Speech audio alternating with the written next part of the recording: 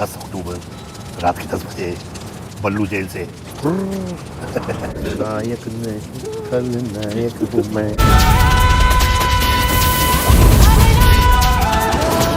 खलनायक 2 का टीजर आ गया है, फर्स्ट लुक आ गया है, या फिर खलनायक रिटर्न्स जैसे कि वो बोल रहे हैं।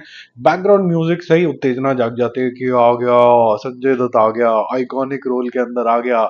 I think if I am not wrong 1993 में लास्ट ये पिक्चर आई थी और क्या ही क्रेज था तब, उनको जेल में भी डाला गया था। लेकिन भाई साहब ये पिक्चर को बैन होते होते बचाया गया था। पहले तो उसके ऊपर स्टॉपेज लगा था, लेकिन उस टाइम पे मुझे याद है फिर फाइनली जब रिलीज हुई थी लोग पगला गए थे इसको देखने में। बहुत ज्यादा कलेक्शन उसने नहीं करे थे, मुझे आज भी याद है। एक अबव एवरेज टाइप की पिक्चर बनी थी, लेकिन आज भी आइकॉनिक है। और गाने तो आज भी आपको गाने गाने जो है वो शादियों में बैंड बाजे में हर एक में सुनाई देंगे। चोली के पीछे क्या है वो तो आज तक चलता है, चार्ट बस्टर रहते हैं शादियों का चार्ट बस्टर है वो। और ये जो पिक्चर है का जो अनाउंसमेंट आया है इसको लेके मेरे ना 2-3 थॉट आ गए एकदम। पहले तो यही कि पुराने जमाने के जो आर्टिस्ट थे वो इतने ज्यादा जबरदस्त थे कि उनका स्वैग, बोलना, टॉक, वॉक सब कुछ इतना ज्यादा जबरदस्त था कि आप आज के जो हीरो हैं अगर उनकी बात को समझें कि यार वो अभी तक सीट संभाल के बैठे हैं, वो इसलिए संभाल के बैठे हुए कि पब्लिक को वो जो स्वैग है, जो अटैचमेंट है, जो ग्लूनेस है वो मिलती नहीं है यार। इस वजह से ही हर एक एक्टर की एक अलग अदा थी। Sunny Deol was very distinct from Sanjay Dutt, Sanjay Dutt was very different from let's say Ajay Devgan. ये बहुत अलग अलग प्राणी थे और अलग अलग तरीके से मजा आता था। उनकी बड़ी डिस्टिंक्ट पर्सनैलिटी थी, चाहे वो सलमान खान हो, शाहरुख खान हो। आपको पता है बहुत अलग अलग है। आज एक्टिंग जी हम बिल्कुल स्किन इन द गेम करने जा रहे हैं तो फिर सारे एक जैसे दिखने लग जाते हैं, अपनी अदा नहीं होती। और ऑफ स्क्रीन और ऑन स्क्रीन ये बिल्कुल कंसिस्टेंट थे, जैसा खलनायक आउटसाइड वैसे ही खलनायक ऑन स्क्रीन।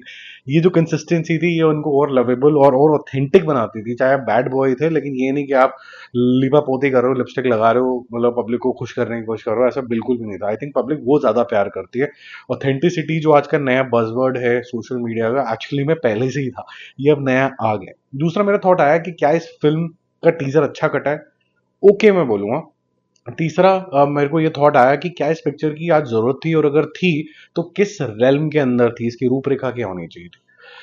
हमने देख लिया कि भैया अल्फा मेल ये वो गामा हमने सब देख लिया रिसेंट टाइम्स के अंदर। तो ये जो वर्जन था खलनायक वो उस टाइम का अल्फा मेल था। तो यहाँ पर आपको एक ग्रेजुएट करना था कि ये नहीं कि मैं सिर्फ खून बहाता हूँ या मैं फिर मारता हूँ। खलनायक का डेफिनेशन होना चाहिए था कुछ अलग ही लेवल का, रूथलेस। आप अच्छा करो बुरा करो, अगर आप मेरे रॉन्ग साइड के ऊपर आ गए तो चाहे आपने मेरे लिए अच्छा किया है बुरा किया है, मैं तो थैंक यू वेरी मच कर दूंगा। वो एट्रीब्यूट क्या है खलनायक का वो इससे क्लियर नहीं होता। विच मीन्स के ये भी मारता है दुनिया भी मारती है, तो ये बिजनेस एज यूजुअल हो गया। ये संजय दत्त खलनायक नहीं हुआ। ठीक है, जो बल्लू की जो खुराफात थी कि मैं 10 अक्टूबर को भाग जाऊंगा, उसी को हालांकि कंटिन्यू किया गया कि वो भाग गया है इवेंचुअली। ठीक है 10 अक्टूबर को रात के 10 बजे भाग गया। लेकिन वो जो एट्रीब्यूट ऑफ खलनायकपन है कि मुझे आज इसकी रेलेवेंस क्या है, क्योंकि आज देखो 26+7 अगर आप ले लो कितने हो गए, 33 साल बाद अगर कोई पिक्चर आती है रफली स्पीकिंग, तो आज के लिए क्यों रेलेवेंट है ये। तो आपको उसको समझाना बहुत ज्यादा जरूरी है। सिर्फ ऐसा नहीं होना चाहिए कि गदर चल गई तो फिर गदर 2 चल गई तो फिर उसके बाद 2 बनाते चले जाओ। मेरे ख्याल से एक बहुत ही मिसिंग पॉइंट है इसके अंदर कि आज का ब्लड शेड और आज का जो अल्फा मेल है वो कैसे डिफरेंट है लास्ट ईयर के लास्ट सीजन के लास्ट डिकेड के खलनायक से, ये एक्सप्लेन्ड नहीं है। तो it's I would say it's a very average kind of teaser. हालांकि जो फील है, सिनेमैटिक फील है, अच्छी करी हुई है, कलर ग्रेडिंग वगैरह अच्छी करी हुई है, वो जो ऑरेंजिश शेड्स हैं या ब्लैक्स हैं वो अच्छे तरीके से यहाँ पर दिखाए गए हैं। संजय दत्त भी सुपर कॉन्फिडेंट लग रहे हैं। मेरे ख्याल से मैंने ऑफ लेटली संजय दत्त को इतना कॉन्फिडेंट नहीं देखा है। So really happy to see him that way, but miss the mark. अब क्या अपॉर्चुनिटी है इसके पास।